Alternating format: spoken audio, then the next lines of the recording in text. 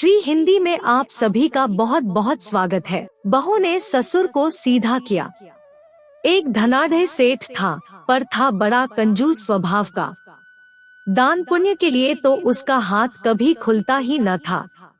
उसके घर जो पुत्रवधू आई वह बड़े कुलीन और सत्संगी घराने की थी।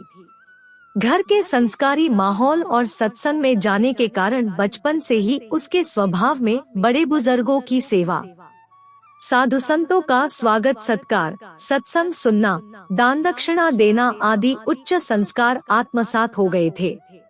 वह व्यर्थ खर्च के तो खिलाफ थी, परंतु अच्छे कार्यों में, लोक मामले के कार्यों में पैसे खर्चने में हिचक नहीं रखनी चाहिए, ऐसी उसकी ऊंची मति थी। ससुर जी की कंजूसी भरी रीतिनीति उसे पसंद न आई। वह प्रयत्नशील रहती कि ससुर जी का लोभी लालची मन उदार व परोपकारी बने। एक दिन सेठ जी घर पर ही थे। बहू पड़ोसन से बातें कर रही थी। पड़ोसन ने पूछा, क्यों बहना, आज खाने में क्या क्या बनाया था? तब बहू ने कहा, बहन आज कहाँ रसोई बनाई, हमने तो खाया बासी और बन गए उपवासी। बहू के ये शब्द ससुर जी के कानों में पड़े तो वे चौंके और अपनी पत्नी पर बिगड़ पड़े कि ठीक है, मैं कंजूस हूँ, परंतु इसका मतलब यह नहीं है कि मेरी समाज में कोई इज्जत ही नहीं है। तुमने बहू को बासी अन्न खिला दिया, अब वह तो सारे मोहल्ले में मेरी कंजूसी का ढिंढोरा पीट रही है। सेठानी ने कहा, मैंने कभी बहू को बासी खाना दिया ही नहीं है। मैं इतनी मूर्ख नहीं हूँ कि इतना भी न जानूं।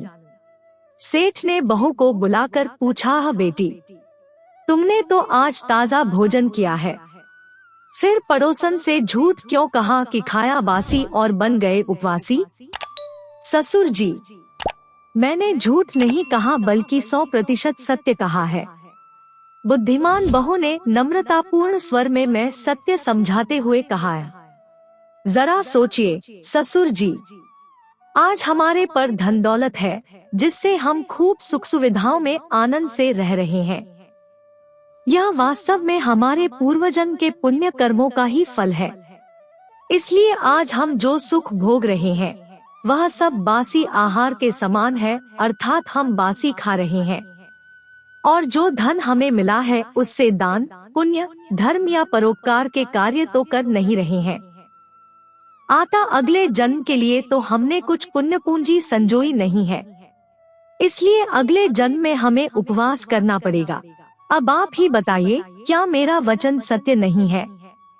बहू की युक्तिपूर्ण सुंदर सीख सुनकर सेठ की बुद्धि पर से लोभ का पर्दा हट गया, सद्ज्ञान का प्रकाश हुआ और वे गदगद स्वर से बोले, मैं धन्य हुआ जो तुझ जैसी सत्संगी की सुपुत्री मेरे घर की लक्ष्मी बनी।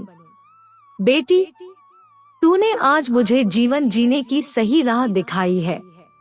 फिर तो सेठ जी ने दान पुण्य की ऐसी सरिता प्रवाहित की कि दान का औदार्य सुख, आत्मसंतोष, उज्जवल भविष्य और परोपकारिता का मंगलमय सुस्वभाव उन्हें प्राप्त हो गया, जिसके आगे धन संग्रह एवं सुख सुविधा का बाह्य सुख उन्हें तुच्छ लगने लगा।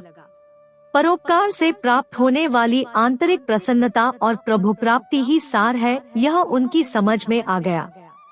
दोस्तों, अगर आपको वीडियो पसंद आया तो लाइक करें और हमारे चैनल को सब्सक्राइब करें ताकि आपको ऐसे नए वीडियो का नोटिफिकेशन मिलता रहे और आपका जीवन खुशहाल और आसान हो जाए। वीडियो देखने के लिए आपका बहुत बहुत धन्यवाद।